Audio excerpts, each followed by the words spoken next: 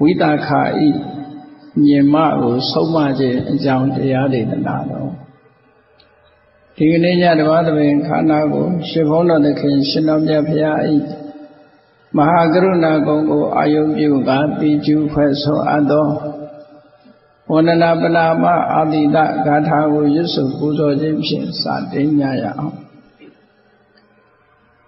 ယောကပကောတိဟိပိအပမေယံကာလံကရောတောတိဒုက္ခရာတိခေရံကတောလောကဟိတယာနာထောနမောမာကာရုဏိကတ္တတတ္တာယောနာထောဝိနိယမြာစွာတတ္တဝါဤချမ်းသာစီပွားလိုလားတောင်းတဂုံပေါင်းခါသဖြင့်နာထမြညာခြင်းရှင်တော်မြတ်ဖရာသည်ကပ္ပဂေါတိဟိပိဂရေကဘာအရေးအတွက်သင်္ချာတို့ဖြင့်တော်လဲအဘေမေယံရေတွေ့တိုင်းတာဖော်ပြခြင်းငါမစွမ်းနိုင်ပါသောကာလလေးအသင်ချေသိမ့်နေကဘာရှိကြသောကာလပတ်လုံးလောကဟိတယတတ္တလောကဤအကျိုးစီးပွားအလို့ငါအတိဒုက္ခရာနိဥစ္စာအသက်ခြင်းလည်းအင်္ဂါမိတ္တကြီးမှသမီးသားနှင့်တထာဇနီဆွန်ကြီးကြီးဟုကျတိထဝေငါးသွဲအစုအလုံးခဲရင်တော်မူတော်ကိုကရွန်တော်ဘုရားဖြစ်ရန်ဤတန်ကျိုးကုတ်အာထုတော်မူရသည်ဖြစ်၍ခေရန်လက်ချေမျက်လုံးအသက်ဆုံးလည်းရဲ့နှလုံးစိတ်ဝံကိုရောဤပင်မညင်းတို့ကတောဘဝဒါနချိန်ခါများစွာရောက်တော်မူခဲ့ရရှာလေပြီ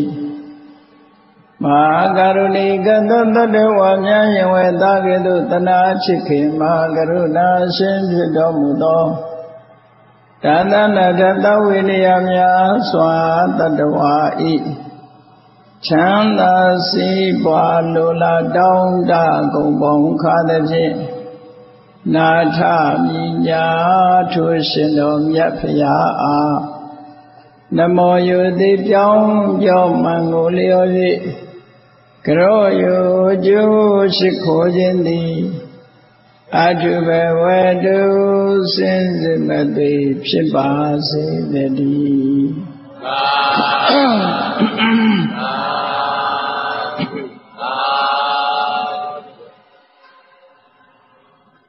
ဝိသခာဤ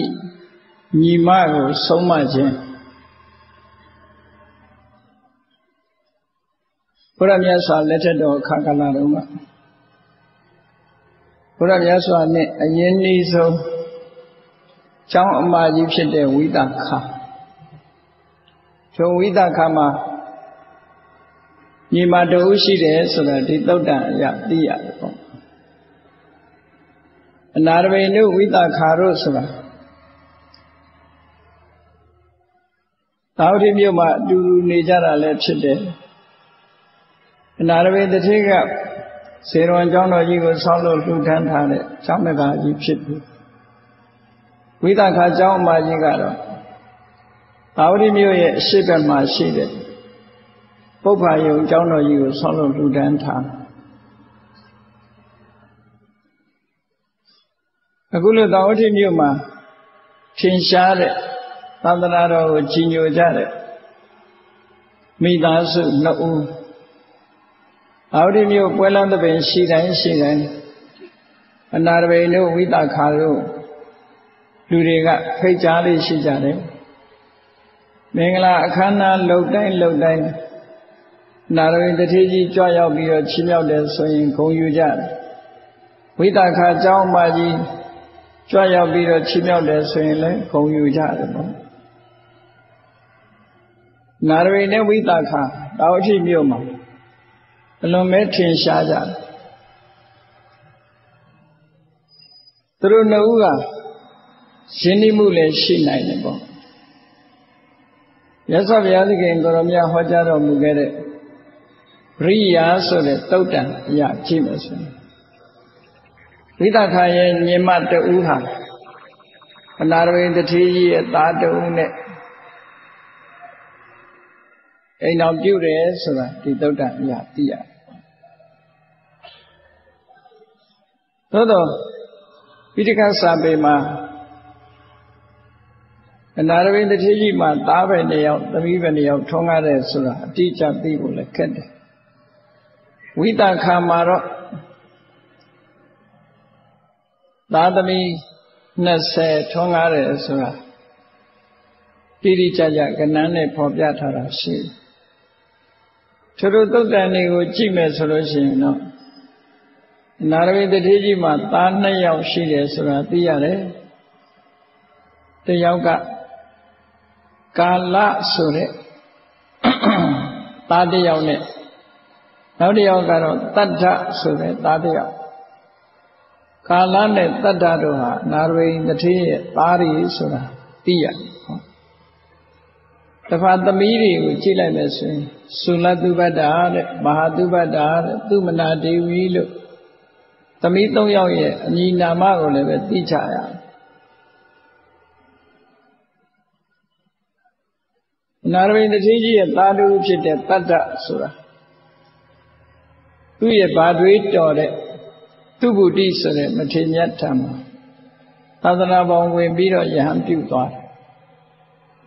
သို့တော့ကာလဆိုတဲ့သားကတော့ယခင်ကဘုရားတရားခဝေးဝေးနေကျောင်းတကာကြီးရဲ့သားဖြစ်ပေမဲ့လို့ဘာသာရေးနဲ့ခတ်စိမ့်စိမ့်နေတတ်တဲ့အလေးချင်းရှိတော့ကျောင်းတကာကြီးကသူ့အတွက်စိတ်ပူတယ်ဒါကြောင့်မို့သူ့ကိုဘာသာရေးနဲ့နိစ္စအောင်လို့ဆိုပြီးဒဏငွေကြေးတွေပေးလို့ကျောင်းကိုလွတ်တရားနာခိုင်းတာတော့ဥပုသ်ဆောင်ခိုင်းတာတော့လုပ်ယူရတယ်နောက်ဆုံးတော့လည်းသူဟာငွေရကျင်တာအခြေပြုပြီးတော့မြတ်စွာဘုရားတရားတော်နဲ့နာလိုက်ရတဲ့အခါအာယုစိုက်ပြီးနာလိုက်တဲ့အခါမှာသောတပန်ဖြစ်သွားလို့သာသနာမှာယဉ်နိခိုင်မာသွားတယ်ဆိုတာသိရ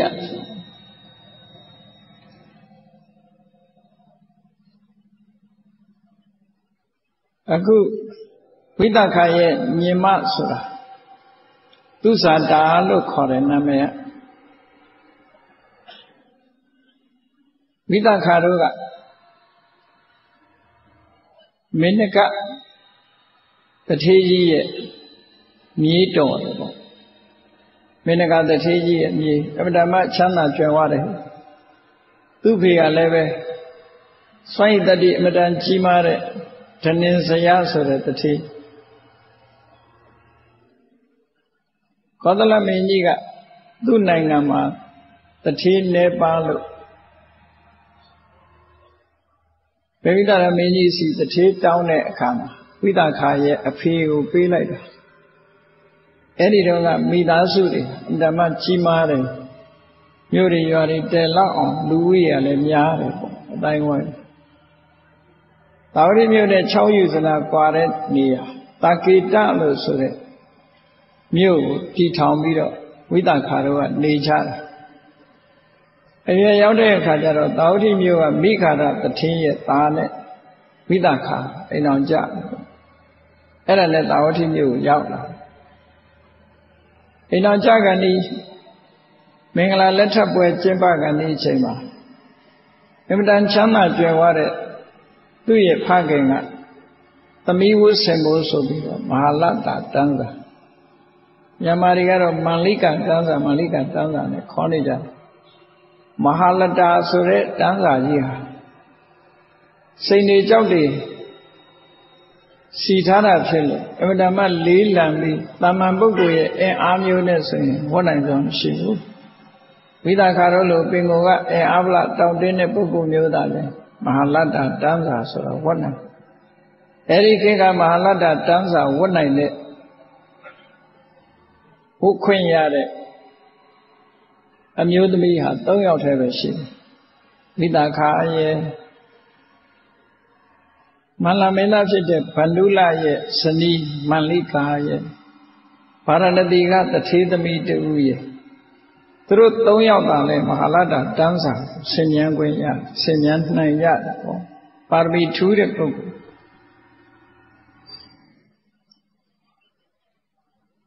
အဲ့တော့ဒီသုတ္တံမှာတော့ဝိသခာရဲ့ညင်မလေးကသူသတ္တာလို့ခေါ်တယ်သူသတ္တာကအရွယ်ရောက်တဲ့အခါကျတော့အနာရဝိတထေးကြီးရဲ့သားတစ်ယောက်နဲ့အိမ်အောင်ကြသူတို့မိဘတွေကလွန်ချမ်းသာတယ်ဝိသခာရဲ့မိဘတွေကလွန်ချမ်းသာတော့သမီးကလည်းတထေးသမီးဆိုတော့သူအိမ်အောင်ပြုတဲ့အနာရဝိတို့ဘာတို့ချမ်းသာတယ်ဆိုတာသူတို့လောက်ချမ်းသာဖို့မရဘူးဝိသခာလည်းပဲသူ့ရောက်ခမများဖြစ်တဲ့မိခါရတို့ဆိုတာတွေကသူတို့ရဲ့အဆင့်ကိုမမေ့ကြဘူးတထေးတွေဖြစ်နေတယ်ဝိသခာတော့ကပိုချမ်းသာတယ်သို့တော်သမီးကလေးရွယ်လာရောက်လာလို့ရှိရင်အင်တော်ရသားကြဖို့ဆိုတာအိန္ဒိယမှာလွယ်လွယ်ကူကူနဲ့မဖြစ်ဘူးပေါ့ dowry system ရှိလို့အမျိုးသမီးလုပ်တဲ့ပုဂ္ဂိုလ်က dowry ပေးရဒါကြောင့်မလို့အလွန်ချမ်းသာကြွယ်ဝတဲ့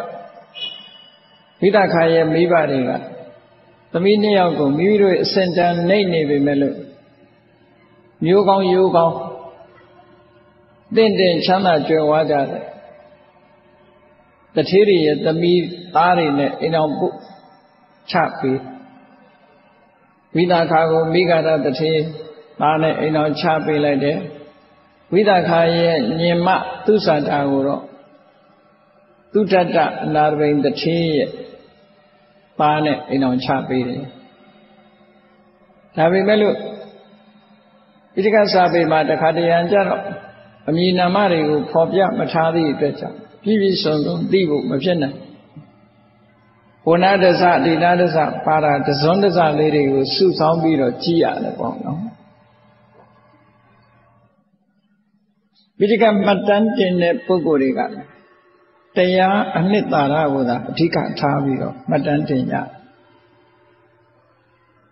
အကြောင်းအရာတွေတို့ရက်စွဲတွေတို့ပုဂ္ဂိုလ်ရဲ့နာမည်တွေတို့ဆိုတာအဓိကမဟုတ်ဘူးဒါကြောင့်မို့လို့တရားသားကိုသာအဓိကမကြံရအောင်မှတ်တမ်းတင်ကြတာဖြစ်လို့သူဇာတာရဲ့အမျိုးသားအနာရဝိတထေးရဲ့သားဘသူဆိုတာဖော်ပြမထားဘူးဖော်ပြထားတာတောင်မှတခါတရံဟာမြုပ်အနာရဝိတထေးကြီးရဲ့ဇနီးကဘသူမှသိတယ်လူနဲတယ်ပေါ့မထင်ရှားဘူးဝိသခာရဲ့ကျောင်းတကာကြီးကလည်းဘသူမှသိပြီးတော့မထင်ရှားဘူးတခါတရံကြတော့နာရဝိဝိသခာနာရဝိဝိသခာနဲ့တွဲတွဲပြောတော့အတွဲမှားပြီးတော့အနာရဝိနဲ့ဝိသခာတွဲပေးတဲ့လူကရှိသေးတယ်တကယ်ကတော့သူတို့အတွဲမဟုတ်ဘူးအဲ့ဒါလို့ဝိသခာရဲ့ညင်မသူသတ္တာနာရဝိတထေးသားနဲ့အိမ်အောင်ချပြီးတဲ့အခါတထေးသမီးဆိုတော့မာမနာကြီးတယ်ခတ်ဆွာစွာလည်းဖြစ်တော့နာရဝိတထေးအိမ်ဆိုတာဘုရားမှုရှိတဲ့တန်ဃာတွေနေ့စဉ်နဲ့အမျှဆွမ်းစားကြွကြလှူတန်းနေတာဆိုတော့ကျောင်းတကာနာရဝိတထေးအိမ်တန်ဃာပြတ်တယ်လို့သိရှိမြတ်စွာဘုရားကိုယ်တိုင်လည်းပဲယမယခါကြွတယ်ဆွမ်းခံကြွရင်းနဲ့လည်းပဲနာရဝိတထေးအိမ်ရောက်လို့ရှိတယ်နော်တရက်တော့မြတ်စွာဘုရားသခင်ကိုရောမြတ်သာဝတိမြို့နာရဝိတထေးရဲ့အိမ်ဆွမ်းခံချိန်မှာကြွရောက်ပြီးတော့နာရဝိတထေးအိမ်ကသာသနာတော်ကိုအလွန်ချီးညိုပြီးတော့သူ့ရဲ့မိသားစုအပြင်ခြေတွေချွန်းနေအလုံးသမားတွေကအစဥပုပ်လေးတွေမှာဥပုပ်ဆောင်းရအောင်စီကံတကြအင်တမစီကံကြဘာသာတရားကိုကြီးညိုလေးစားတဲ့တအိမ်လုံးလို့ဘာသာတရားကိုကြီးညိုလေးစားတဲ့အိမ်ဖြစ်ပေတယ်တရက်တော့မြတ်စွာဘုရားရောက်သွားတဲ့အချိန် နာရဝိတတိရဲ့တိတ်ဆိတ်မှုမရှိဘူးဆူညံနဲ့စကားများတယ်ဒီကြားနေရဆူညံနေတယ်မြတ်စွာဘုရားရောက်သွားတဲ့အချိန်မှာဆူညံဖြစ်နေတော့မြတ်စွာဘုရားကနာရဝိတတိကြီးကိုမေးတယ်အဲ့ဒီမှာကိဏုတေခာပတိနိဝေတနေမနုဿာဥစ္စာတတ္ထာမဟာတတ္ထာကေဝတ္တမင်းကြီးမိစ္ဆဝီလောပိမြတ်စွာဘုရားကဆူရာဆိုရင်လုံးဝမကြိုက်တာတိတ်ဆိတ်ငြိမ်သက်မှုကိုဓမ္မနှစ်သက်တယ်ဉာဏ်နိုးတယ်တိတ်ဆိတ်ငြိမ်သက်မှုကိုတန်ဖိုးထားတယ်အပတ္တကာမအပတ္တဝိနိတာလို့ဆိုတဲ့အတန်တွေ့တိတ်မှုကိုလိုလားပြီးတိတ်နေတတ်ဖို့အများအားဆုံးမသွန်သင်တယ်ဆူညံကြားလို့ရှိရင်မြတ်စွာဘုရားကဆုံးမဩဝါဒပေးလို့ရှိတယ်တခါတရံယဟန်တော်တွေတောင်မှဆူညံလို့ရင်ကျောင်းကနေနှင်ထုတ်တာမျိုးတောင်ရှိဆူတာကိုလုံးဝမကြိုက်နာရဝိတတိအိမ်ရောက်သွားတဲ့အခါမှာဆူညံဖြစ်နေတော့မေးတယ်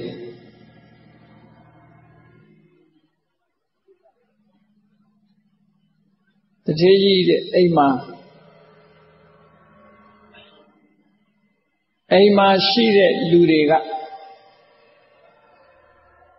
ဥစ္စာတတ္ထမဟာတတ္ထ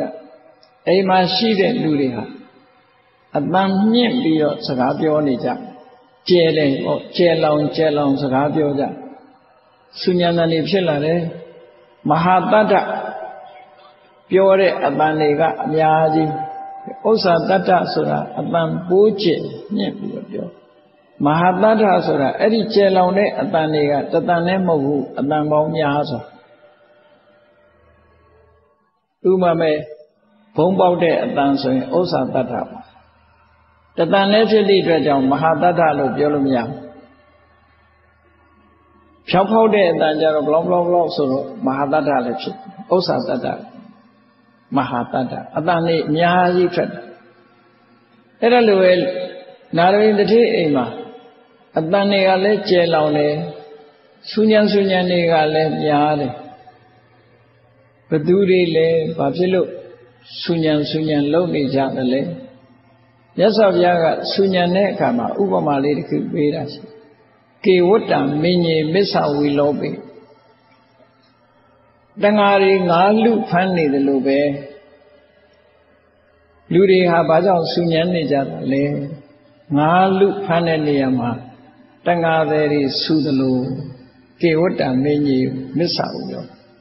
နောက်အဓိပ္ပာယ်တစ်ခုကြတော့ဘယ်လိုပြောတော့တဏှာတွေငါဖမ်းလာပြီးတော့ဈေးထဲမှာလာရောက်တဲ့အခါဈေးဝယ်တွေနဲ့ဆူညံနေတာငစိမ့်တွေကြားမှာဆူညံနေတယ်သူ့ကိုငါပေးပါဟိုငါပေးပါဒီငါပေးပါဈေးဝယ်တဲ့လူတွေနဲ့ငါရောက်တဲ့ငစိမ့်တွေဆူညံဖြစ်တယ်လို့မြတ်စွာဘုရားအဲ့လိုဥပမာပေးဆူတဲ့အခါကေဝတ္တမင်းကြီးမစ္ဆဝီလောပိတဏှာတွေငါလမ်းဖမ်းနေတာလားသုံးပုံငစိမ့်တွေငါရောက်နေတာလားဆူညံနေတာပဲလို့မြတ်စွာဘုရားကဒီလိုမေးလိုက်တဲ့အခါကျတော့နာရဝိတတိကြီးကဘာလျှောက်တော့ဆိုအယံဗန္တိသူဇာတာဂရတံအရှင်ဗျာတဲ့တပည့်တော်ရဲ့ချွေးမသူဇာတာအမတန်ချမ်းသာတဲ့တထေးမျိုးကနေပြီးတော့သားနဲ့အိမ်တော်ချပေးထားပါနေဝတ္တတောအာရိယတိနတ္တတုရံအာရိယတိအဲ့ဒီချမ်းသာကြွယ်ဝတဲ့တထေးမျိုးကတပည့်တော်ရဲ့ချွေးမသူဇာတာဟာရောက်ခမကိုလည်းဂိယူမဆိုင်ဘူးတဲ့ရောက်ခမအထီကိုလည်းဂိယူမဆိုင်ဘူးရောက်ခမအမကြီးကိုလည်းဂိယူမဆိုင်ခုခေတ်ကတော့ရောက်ခမမဟုတ်ဘူးရောက်ကတိလို့ခေါ်တဲ့လူဟာရှိသေးတယ်နော် အဲ့တော့ယောက်ခမယောက်ျားယောက်ခမအမျိုးသမီးဘယ်သူကိုမှဂရုမစိုက်ဘူးတဲ့ယောက်ခမတွေလည်းဂရုမစိုက်ဘူးယောက်ျားကိုလည်းဂရုမစိုက်ဘူးဘယ်သူကိုမှဂရုမစိုက်ဘူးသူလှုပ်ချင်လှုပ်တယ်သူပြောချင်ပြောတယ်တအိမ်လုံးသူစွာနေတယ်ပေါ့အဓိပ္ပာယ်နောက်ဆုံးမှ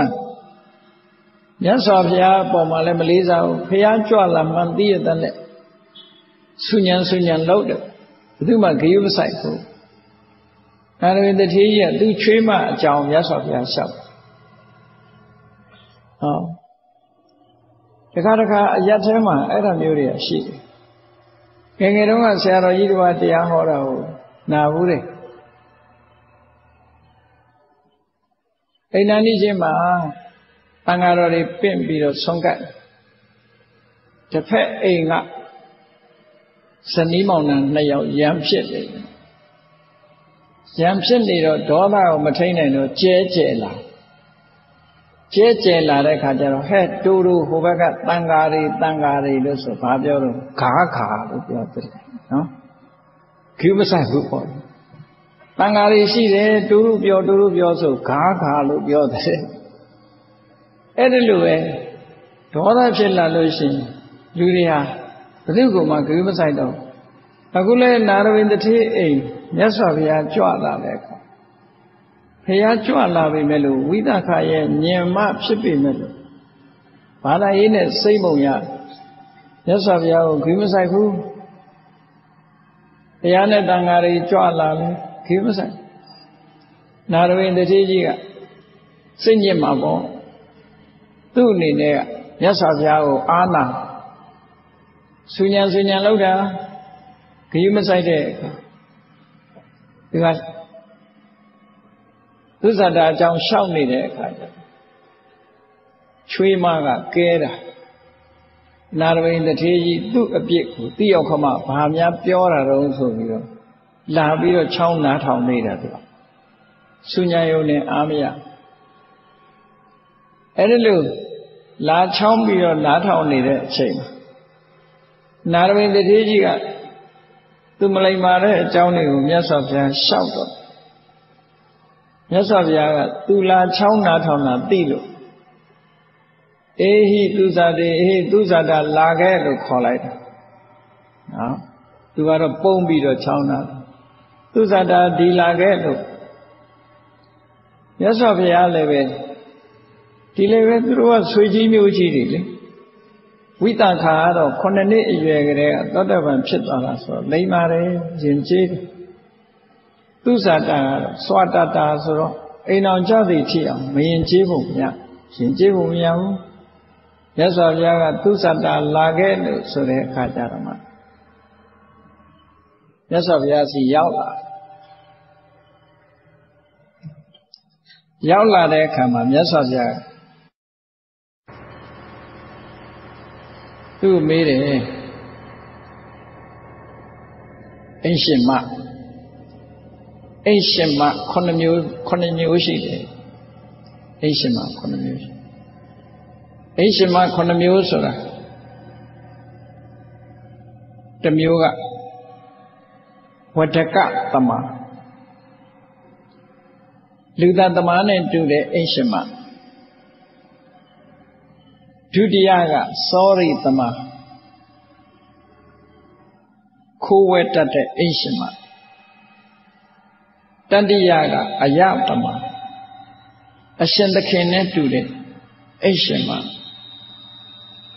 စတုထကမာတာတမမိခင်နဲ့အလားတရံတူတဲ့အိရှင်မပင်စမကညီမနဲ့အလားတရံတူတဲ့အိရှင်မသတ္ထမကသခိတမမိတ်ဆွေတငယ်ချင်းနဲ့တူတဲ့အိရှင်မနောက်ဆုံးခုနှစ်ခုတတ္တမကတော့ဓာတိတမကျွမ်းမလို့ရိုကျိုးတဲ့အိရှင်မပဲအိမ်တော်ပြုတဲ့အမျိုးသမီးတွေနဲ့ပတ်သက်ပြီး အမျိုးသားနဲ့အိမ်အောင်ပြုတ်ထားတဲ့အခါအဲ့ဒီအိမ်အောင်ကြထားတဲ့အမျိုးသမီးတွေခုလို9မျိုးရှိတယ်တဲ့အဲ့ဒီ9မျိုးတည်းကနင်ဟာဘယ်အမျိုးစားလဲလို့မြတ်စွာဘုရားမေးလိုက်ဘယ်ထဲပါတယ်လဲသူတတ်နဲ့တူတဲ့အိမ်ရှင်မလားတခိုးနဲ့တူတဲ့အိမ်ရှင်မလားအရှင်သခင်နဲ့တူတဲ့အိမ်ရှင်မလားမိခင်နဲ့တူတဲ့အိမ်ရှင်မလားနှမနဲ့တူတဲ့အိမ်ရှင်မလား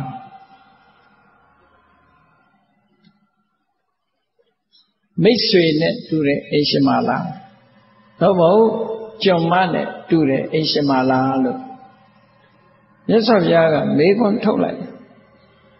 အဲ့ဒါလို့မေးခွန်းထုတ်လိုက်တဲ့အခါကျ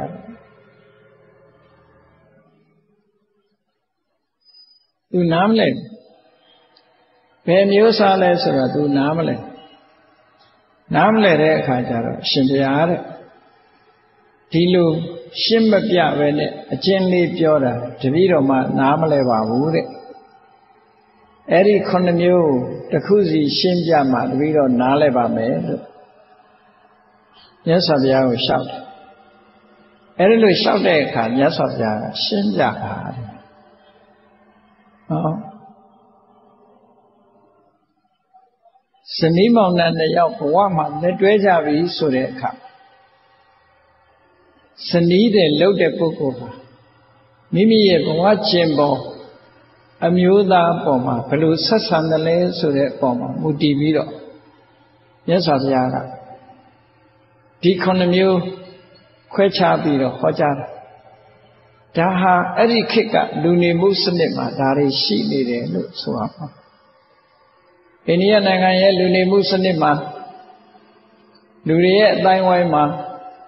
မိသားစုဘဝတွေမှာအိမ်အောင်တဲ့ဘဝတွေမှာ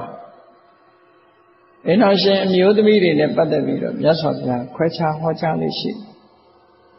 အဲဒီခွဲခြားဟောကြားတဲ့ထဲဒီ9မျိုးနဲ့ဟောတယ်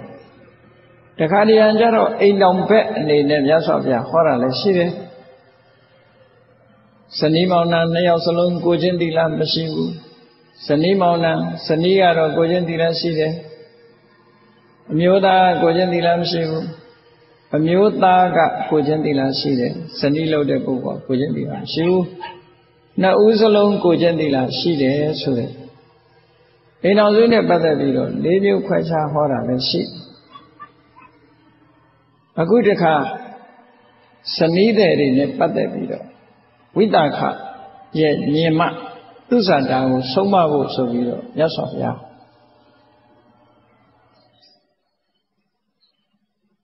ဇနီးတဲ့9မျိုးကိုခွဲခြားပြီးတော့ထိုခေတ်ထိုကာလမှာလည်းပဲဒီ9မျိုးတွေကတစ်မျိုးမျိုးတော့ရှိကြပါသိကြတယ်ပေါ့အဲ့ဒါကိုခွဲခြားစိတ်ဖြာပြီးတော့မြတ်စွာဘုရားကဟောတာအဲ့ဒီမှာဝတ္တကသမသူတသမားနဲ့တူတဲ့လူတသမားနဲ့တူတဲ့အိရှင်မလူတသမားနဲ့တူတဲ့ဇနီးဆိုတာဘယ်လိုဇနီးလဲလို့ဆိုမိမိရဲ့ကျင့်ပေါ်အမျိုးသားယောက်ျားပေါ်ပဋုဋ္ဌစိတ်တာအမြင်ကတ်တယ်နော်တခါတရံကြတော့အိမ်တော်ပြုတ်ပေမဲ့လို့တဦးနဲ့တူချစ်ခင်မှုမရှိကြတာတွေကရှိတတ်သေးတယ်အဲဒီမှာအမြဲတမ်းအမြင်ကတ်နေတာတွေကရှိတတ်တယ်ပဋုဋ္ဌစိတ်တာစိတ်ထဲမှာဘယ်တော့မှမနှစ်မြို့ဘူးအာဟိတနုကံပိအကောင်းဘယ်တော့မှမပြောသူ့ရဲ့အကျိုးစီးပွားဘယ်တော့မှမကြည့်ဇနီးမောင်နှံ2ယောက်အတူနေအတူထိုင်တော်လည်းပဲတူနဲ့တူမျက်နှာချင်းမဆိုင်တာတွေတွေ့ရဘူးတဲ့ပေါ့အရာထဲမှာဆိုမခေါင်မပြောနေကြတာလည်းတွေ့အထူးသဖြင့်တောရွာမှာဆေးပြင်းလိတ်ကြီးတွေဖွာပြီးတော့စကားပြောတဲ့အခါမှာကြောပေးပြီးတော့စัจ jave တွေပြောနေကြတာတွေ့ရတယ်ငယ်ငယ်တော့ နော်ဆန့်ကျင်ဘက်တွေပြောအိမ်တော်ပြုတ်ထားတော့လဲတချို့ကလုံးဝမချစ်တာရှိသေးတယ်ကဏ္ဍတိပါယနာစမှလာတဲ့မိသားစုလိုပဲသားကလေးတယောက်ရောက်ရသွားလို့သူတို့ကိုးကွယ်တဲ့လူဘဝတော်ကတငယ်ချင်းယသိကြီးစီသွားလေတာဇနီးမောင်နှံနှစ်ယောက်သွားလေတဲ့အခါမှာယသိကြီးနဲ့စကားဆိုရင်ပြောနေတာသင်္ကန်းကျောင်းလေးပေါ့ကလေးလှုပ်တဲ့ကလေးလေးဆိုတော့လူကြီးတွေစကားပြောနေတဲ့အခါမှာချင်းလေးနဲ့ဆော့ကစားတယ်တဲ့ဆော့ကစားတော့သူ့ချင်းလေးကတွင်းနဲ့ကြပါအဲ့ဒီတွင်းနဲ့ကြတဲ့အချိန်လေးမှာသူကြသွားတဲ့ချင်းလေးကိုလက်နဲ့နှိုက်တာအဲ့ဒီတွင်းနဲ့မှာကမွေဟောက်တစ်ကောင်ကရောက်ချင်းကလေးကြကြတဲ့ကမွေဟောက်ကစိတ်ဆိုးနေတာသူ့ခေါင်းပေါ်မှာကစားတဲ့ချင်းကသူ့ခေါင်းပေါ်ကြထားလို့စိတ်ပေါက်နေတဲ့အချိန်မှာကလေးကလက်နဲ့နှိုက်လိုက်တာမမြင်ဘူးအဲ့ဒီအချိန်မှာမွေဟောက်ကစိတ်ဆိုးဆိုးနဲ့ကလေးရဲ့လက်ကိုပေါက်လိုက်တာတုံးငနေနေတာပဲအဲ့မှာကလေးလေးမွေကြိုက်ပြီဆိုတာသိတော့အမေရောအဖေရောစိုးရင်တကြီးနဲ့ဆင်းလာကြအစိတ်တွေနဲ့မိန်မောနေတယ်သို့တော့အသက်တော်ရှူနေတယ်တော်တယ်ဆိုတော့တခြားအားကိုးစရာမရှိဘူးသစ္စာပဲဆိုရမယ်သစ္စာဆိုကြတဲ့အခါမှာသူတို့ရဲ့တဘာဝတွေပေါ်လာကုန်နော်သစ္စာဆိုတော့အမျိုးသမီးလုပ်တဲ့ပုဂ္ဂိုလ်ကဘယ်လိုသစ္စာဆိုတော့ဆိုသစ္စာကြတော့အမှန်ပြောရမှာလိန်ပြောရင်ဖြစ်မှာမဟုတ်ဘူးအဲ့တော့ဟောဒီကလေးလေးအဖေနဲ့အိမ်အောင်သာကြာပြီးကလေးတယောက်သာရတယ်သူ့ကိုဟောဒီကလေးလေးကြိုက်တဲ့မွေးဟောက်ကြီးလို့မုန်းတယ်သစ္စာဆိုနော်မွေးဟောက်ကြီးလို့မုန်းတယ်ဤမှန်သောစကားကိုဆိုရသောကြောင့်ကလေးလေးရဲ့အနမှာရှိတဲ့အစိတ်ကလေးရွှေလျောပါစေဟိုလူကမျက်လုံးပြူးနော်ဒါမျိုးလည်းရှိဒီလိုပဲအမြင်ကတည်းမုန်းတယ်သို့တော့ဘဝအခြေအနေကြောင့်အတူတကွနေရတော့လည်းပဲချစ်တဲ့စိတ်မရှိဘူးဒေါသနဲ့အမြဲတမ်းမုန်းတီးတယ်အကျိုးစီးပွားကိုမလိုလားဘူးပြောတာကကိုရှင်ငန္တာကတယောက်အိမ်အောင်ကြတာကတယောက်ဆိုရင်အမျိုးတွေကလည်းရှိတတ်တာဟုတ်တော့ကအဲ့တော့အဲ့ဒီမျိုးသမီးကမိမိအိမ်အောင်ကြတဲ့အိမ်အောင်ဘက်ကိုအမြဲတမ်းအမြင်ကပ်နေပြီးတော့တခြားသူမျက်နှိုးတဲ့ပုဂ္ဂိုလ်တယောက်ပေါ်မှာစိတ်ရောက်အမြဲတမ်းစိတ်ရောက်နေတဲ့အခါကျတော့ဘာလို့ဖို့ကြိုးစားတော့ဆိုအမြဲတမ်းသူသေပါစေငယ်ငယ်တော့ကြားတယ်ဒီမသားကြီးကသေးကုန်မသေးနိုင်ဘူးလို့ဆယ်ချိန်သေးတာတွေ့တယ်နော်မသေးနိုင်ဘူးဆိုပြီးချိန်သေးတာတွေ့ရအဲ့ဒါလို့သေစေခြင်းနေတာတတ်ဖို့ကြိုးစားနေတာတနည်းနည်းနဲ့သေပါစေဆိုတဲ့စိတ်နဲ့ပေါင်းတင်နေတဲ့ဇနီးဟာဝတ္တကတမ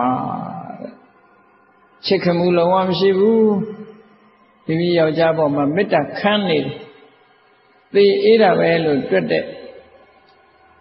ဇနီးတဲ့ယောက်ျားပေါ်မှာအဲ့ဒါလို့စိတ်ထားတဲ့ဇနီးတဲ့ဝတ္တကတမလို့ခေါ်တယ်တဲ့သူတတ်နဲ့အလားတန်တူတယ်လို့မြတ်စွာဘုရားရှင်းပြအဲ့ဒါလို့မျိုးသမီးဟာသူတတ်နဲ့တူနောက်ဒုတိယစောရိတမသခိုးနဲ့တူတဲ့ဇနီးတယ်ဆိုတာဘယ်လိုမှမျိုးတော့ယောက်ျားလုပ်တဲ့ပုဂ္ဂိုလ်ကအပြင်ထွက်လုပ်တယ်လုပ်ဟောပစ္စည်းဥစ္စာတွေရှားလာ ရှားလာပြီးတော့အပ်ထားလို့ရှင်အဲ့ဒီအပ်ထားတဲ့ထဲကနေပြီးတော့သူကခုခေတ်စကားနဲ့ပြောရင်ဗတ်ထားတယ်နော်ဒီတဲ့နည်းနည်းရှင်းကြတဲ့စကားနဲ့ပြောရင်တူထားတယ်ပေါ့သူအပ်တဲ့ပစ္စည်းတွေကနေပြီးတော့သူကဖွက်ထားပစ္စည်းတွေကိုဖတ်ထားတယ်ခိုးထားတယ်ပေါ့နော်အဲ့ဒါလိုလဲလုံးလေးလှုပ်ထားရှိတယ်တဲ့ဘုဒ္ဓဂါကြီးတွေကတော့ယူတဲ့အခါကျတော့ဘာမှမသိဘူးယူတဲ့အခါကျဘယ်မှမသိဘူးတခါတလေဟိုကပျောက်တယ်လို့ဒီကပျောက်တယ်လို့နဲ့ယူတဲ့လူကကိုယ့်ရဲ့ဇနီးတွေဖြစ်ဒါမျိုးတွေဖြစ်တတ်တယ်ပေါ့နော်အဲ့ဒါလိုပစ္စည်းတွေကိုခိုးဝှက်ပြီးတော့ထားတတ်တဲ့ဇနီးတွေမျိုးဒီထဲတော့ပါမယ်မဟုတ်ပါဘူးနော်ဒါကသူစာတာကိုမြတ်စွာဘုရားအမျိုးသားတွေခွဲဟောနေတာလောကကြီးမှာရှိနိုင်တာကိုပြောတာပါအဲ့ဒီလိုဇနီးတွေဟာတခိုးနဲ့လာသရံတူတဲ့ဇနီးတွေပါတဲ့ဟောနောက်တတိယမြောက်ကြတော့အယတမအရှင်သခင်မနဲ့တူတဲ့ဇနီးတွေယောက်ျားပေါ်မှာဆက်ဆံတာသူကအရှင်သခင်လို့ဆက်ဆံမိမိရဲ့ကြေးကျွန်ခိုင်းပတ်လို့ဆက်ဆံနော်မိမိရဲ့ကြေးကျွန်ခိုင်းပတ်လို့ဆက်ဆံအဲ့ဒီဇနီးတွေကတော့သူကအလုံးလုံးချင်မှုပြင်းနေပြင်းဝင်တယ်မကဘူးအစာကြိုက်စာကြည့်စိတ်ပါစတွေ့ဦးလိုက်အမြဲတမ်းဝါနာသူလည်းပါစအာမထားဘူးအမြဲတမ်းဝါနေတယ်စာကြည့်တယ်စာကြည့်ုံနဲ့မကဘူးနှုတ်ကြမ်းတယ်ကိုကြမ်းတယ်စကားပြောကြမ်းတယ်အဲ့ဒီလိုအရှင်သခင်ကအလုသမားတွေချိန်မောင်းနေတယ်လို့ပဲယောက်ျားပေါ်မှာအဲ့ဒီလိုဆက်ဆံတာရှိကြမ်းကြမ်းထန်ထန်နဲ့ဆက်ဆံတဲ့ဇနီးတွေလည်းတွေ့ရတယ်တချို့ကြတော့ရှင်ကျေးတယ်မကြမ်းဘူးမကြမ်းမိမဲ့လို့သူကနုနုညံ့ညံ့လေးပြောပြီးခိုင်းတာဟိုလူကြီးတွေကလှုပ်ရှားတယ်လှုပ်ရှားတခါတော့တွေးနေတာပဲရတဲ့မှာဆိုသိတွေးရတယ်အာရကလေးချီထားပြီးတော့အကိုရေဟွာလေးယူပေးသမောင်းဒါလေးလုပ်ပေးသမောင်းနဲ့ဆိုခိုင်းတယ်လုပ်တယ်ဟိုလူကအကုန်လုပ်ပေးနေအဲ့ဒါလိုမျိုးလည်းပဲလောကကြီးမှာရှိတယ်ပေါ့ကိုယ့်ယောက်ျားကိုခိုင်းပတ်လို့သဘောထားပြီးတော့ဆက်ဆံတဲ့အမျိုးသမီးမျိုးကိုအယတမလို့ခေါ်အရှင်သခင်မနဲ့ဆက်ဆံတဲ့အမျိုးသမီးလို့ဒီလိုပြောတာနောက်တစ်ခါမာတာတမမိမိရဲ့အမျိုးသားပေါ်မှာမိခင်လိုအကျဉ်းနာတရားကြီးမားတဲ့အမျိုးသမီးမျိုးကလည်းရှိဇနီးတွေမျိုးကလည်းရှိတယ်ဘယ်တော့ဖြစ်ဖြစ်ကိုယောက်ျားကိုသားတစ်ယောက်လိုပဲမိခင်စိတ်သက်မွေးပြီးတော့ပြုစုတယ်ယူရတယ်အကျဉ်းနာတွေထားတယ်အမေကသားသမီးပေါ်မှာစောင့်ရှောက်တယ်လို့ပဲဇနီးတွေကကိုယ့်ရဲ့လင်သားပေါ်မှာစောင့်ရှောက်တယ်ယူလာတဲ့ပစ္စည်းတွေဆိုလို့ရှိရင်ထိမ့်သိမ့်စောင့်ရှောက်ပေးတယ်သားယူလာတဲ့ပစ္စည်းကိုမိခင်လုပ်တဲ့ပုဂ္ဂိုလ်ကမပြောင်းမပြဲအောင်ထိမ့်သိမ့်စောင့်ရှောက်တယ်လို့ပဲဇနီးတွေလုပ်တဲ့ပုဂ္ဂိုလ်ကမိခင်စိတ်နဲ့မိမိရဲ့ကျင့်ပေါ်ကျင့်ဘက်ကိုစောင့်ရှောက်တာတဲ့အဲ့ဒီအမျိုးသမီးမျိုးလည်းလောကမှာရှိတယ်အဲ့ဒီဇနီးမျိုးလည်းလောကမှာရှိတယ်အဲ့ဒီဇနီးမျိုးကိုမာတာပမာမိခင်နဲ့အလားတန်တူတဲ့ဇနီးတယ်ဒီလိုဆိုတယ်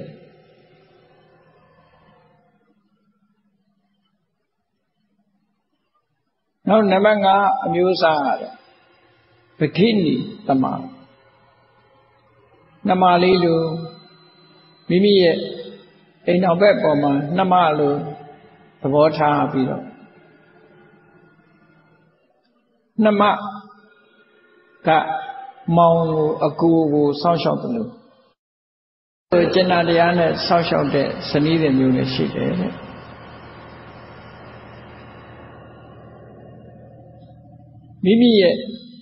မိမိတဲ့အသက်အကိုတို့အငယ်ဖြစ်တဲ့နှမငယ်ကတလေးတစားဆက်ဆံတယ်စောင့်ရှောက်တယ်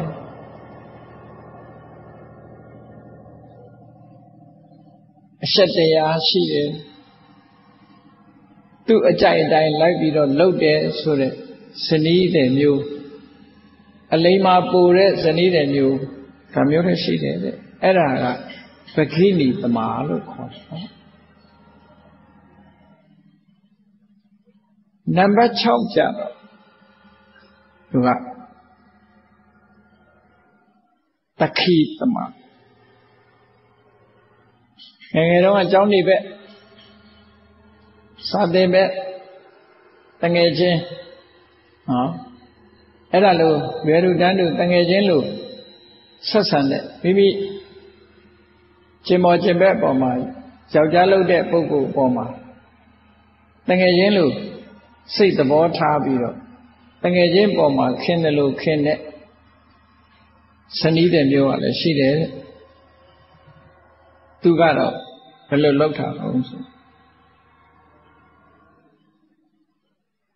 ကိုယ့်ရဲ့အမျိုးသားကိုမမြင်လိုက်နဲ့မြင်လိုက်ရင်တငယ်ချင်းတယောက်ကိုတွေ့ရတယ်လို့ပဲဝမ်းသာတယ်တငယ်ချင်းတယောက်အိမ်ရောက်လာလို့ရှိရင်ဝမ်းသာစကားပြောတယ်လို့ပဲတငယ်ချင်းလို့ဆက်ဆံတယ်ပေါ့နော်ဒီလိုဆိုလို့တငယ်ချင်းလို့ဆက်ဆံကိုချင်းသီလရှိတယ်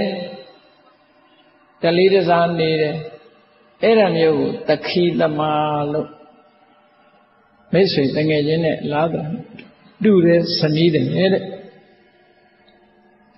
နောက်ခုနှစ်ခုမြောက်ကြတော့ဓာတိတမာ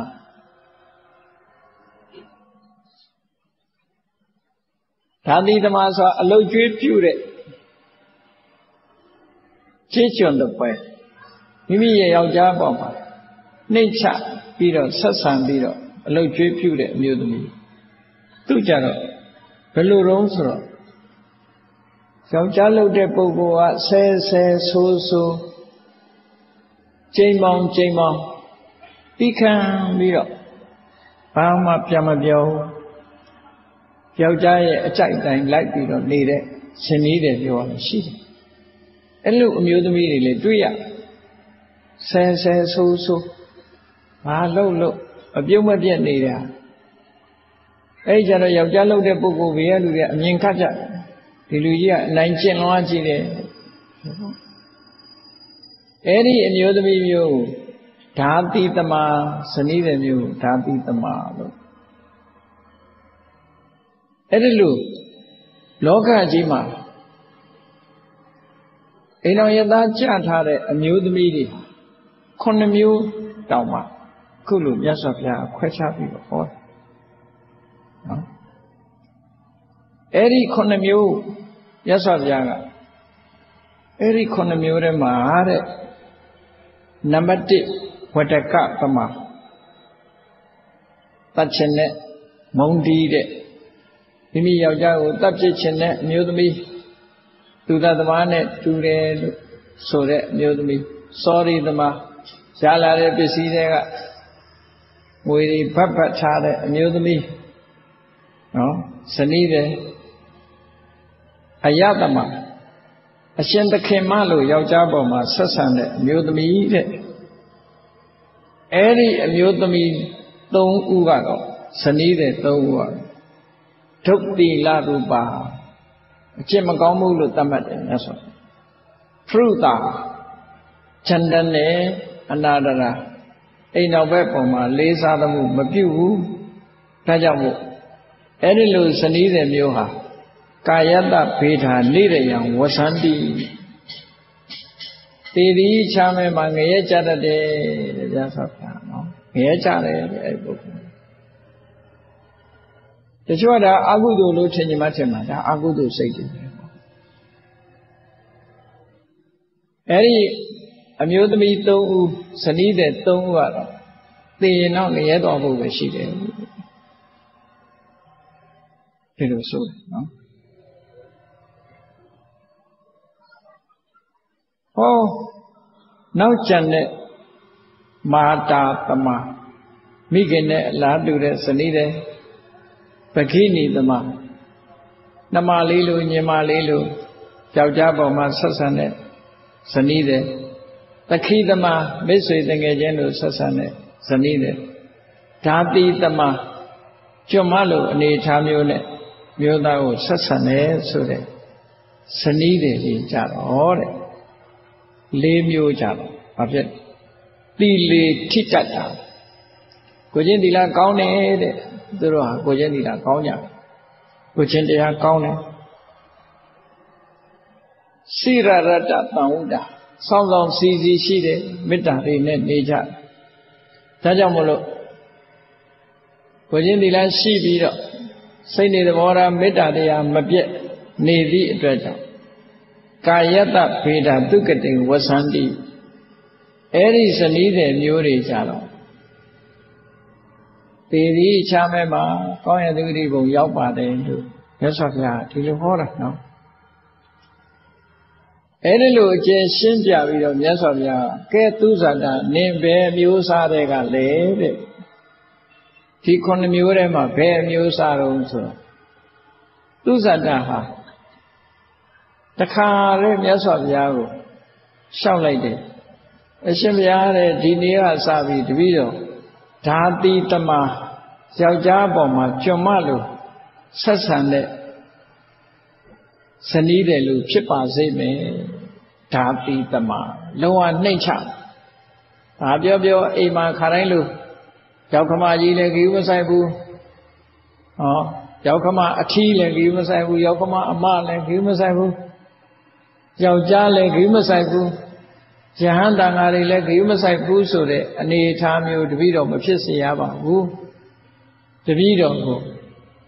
အကောင်းဆုံးဖြစ်တဲ့ဓာတိတမနော်ကျွမ်းမနဲ့အလားတရံသူရဲ့ဇနီးတယ်လို့တပည့်တော်ကိုမှတ်တော်မူပါလို့ဆိုအဲ့ဒီကလေးကအနာရဝိတ္ထေအိမ်မှာတိတ်ဆိတ်ငြိမ်သက်သွားလိုက်တာရှံဖြစ်တန်လည်းမကြားရတော့ဘူးစူးစူးညံ့ညံ့လည်းမကြားရတော့ဘူးမိသခရဲ့ညင်မသူစာတာလိမ္မာသွားတာဒီတုတ်တန်လေးကိုဟောလိုက်မြတ်စွာဘုရားကရှင်းပြလိုက်တာနဲ့လိမ္မာသွား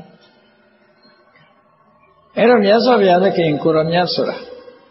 အနုတ္တရောပုရိသဓမ္မတာရတိလို့ဆိုတဲ့အတိုင်း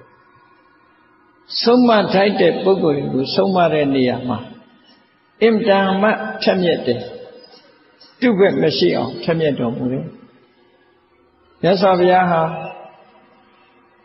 လောကသားတွေကိုဆုံးမတဲ့နေရာမှာဒီဘဝအကျိုးအတွက်လည်းဆုံးမတယ်ဒိဋ္ဌဓမ္မိကဆိုတဲ့ဒီဘဝအကျိုးအတွက်လည်းဆုံးမတယ်တံပရာနောင်ဘဝအတွက်လည်းဆုံးမတယ်ပရမတ္ထလို့ဆိုတဲ့နောက်ဆုံးနိဗ္ဗာန်ချမ်းသာရသည့်ထိအောင်လဲဆုံးမပေးနိုင်တယ်တဲ့မြတ်စွာဘုရားကိုအဆုံးမမြတ်စွာဘုရားရဲ့အဆုံးမရတဲ့ပုဂ္ဂိုလ်တွေဟာဒီဘဝမှာလဲကောင်းကျိုးချမ်းသာတွေနဲ့ပြည့်ဒီဘဝလွန်မြောက်လို့တည်သည်ချမ်းမဲ့ရောက်တဲ့အခါမှာလဲကောင်းရသုတိဘုံကိုရောက်ဘယ်တော့မှမြတ်စွာဘုရားအဆုံးအမကိုလိုက်နာလို့အပင်ငရဲကြနိုင်တယ်ဆိုတာမရှိဘူးဒါကြောင့်မို့လို့မြတ်စွာဘုရားရဲ့အဆုံးအမလိုက်နာကြရတဲ့ပုဂ္ဂိုလ်တွေဟာဒီဘဝလည်းကောင်းတယ်နောင်ဘဝလည်းကောင်းတယ်မြန်မာနိုင်ငံမှာရှိကြတဲ့ဘုရားဘာသာဝင်သူတော်စင်တွေမြတ်စွာဘုရားရဲ့အဆုံးအမတွေကိုများများသိဖို့လိုအပ်တယ်သိပြီးတဲ့အခါမိမိတို့ရဲ့နေ့စဉ်ဘဝမှာကျင့်သုံးလိုက်နာကြဖို့လိုအပ်တယ်အဲဒီကျင့်သုံးလိုက်နာကြရမယ့်အချက်တွေကိုမြတ်စွာဘုရားသခင်ကိုရောမြတ်စာရိတ္တသီလဝါရိတ္တသီလနဲ့ကိုချင်းသီလကိုအဓိကထားပြီးတော့ဟောတာစီဝါရေးနဲ့ပတ်သက်ပြီးတော့လည်းဟောတာပဲလူမှုရေးနဲ့ပတ်သက်ပြီးတော့လည်းဟောတာပဲအလုံးဟောသမျှတရားတွေဟာနိဗ္ဗာန်ရောက်ကြောင်းတရားကြီးပဲမဟုတ်ဘူးတန်တရားမှာကောင်းစားရေးလည်းဟောတယ်နောက်ဘဝကောင်းစားရေးဒီဘဝကောင်းစားရေး နှစ်ဘဝလုံးကောင်းစားရေးဆိုတာဒီကိုမြတ်စွာဘုရားသခင်ကိုရောမြတ်ဟောကြားတာဖြစ်တယ်မြတ်ဗုဒ္ဓရဲ့အဆုံးအမလိုက်နာပါမယ်လို့ဗုဒ္ဓံတရဏံကိစ္ဆာမိလို့တရဏသုံးပါးကိုဥထိတ်ထားကြတဲ့ဗုဒ္ဓဘာသာဝင်သူတော်စင်တွေအနေနဲ့မြတ်စွာဘုရားဘယ်လိုဆုံးမတယ်ဆိုတာတွေကိုသိရှိနားလည်ပြီး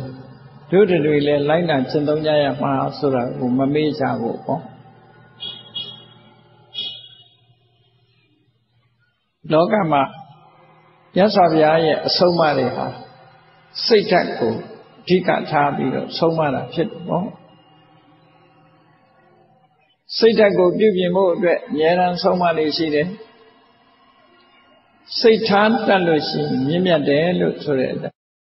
မြတ်စွာဘုရားသခင်ကိုရောမြတ်ကစိတ်တွေဝိသုဒ္ဓေသူကတိပါတိကင်္ခာရှိနေမိမိတို့ရေစက်ဆုံလို့ပေါင်းဖက်ကြတဲ့အခါမှာ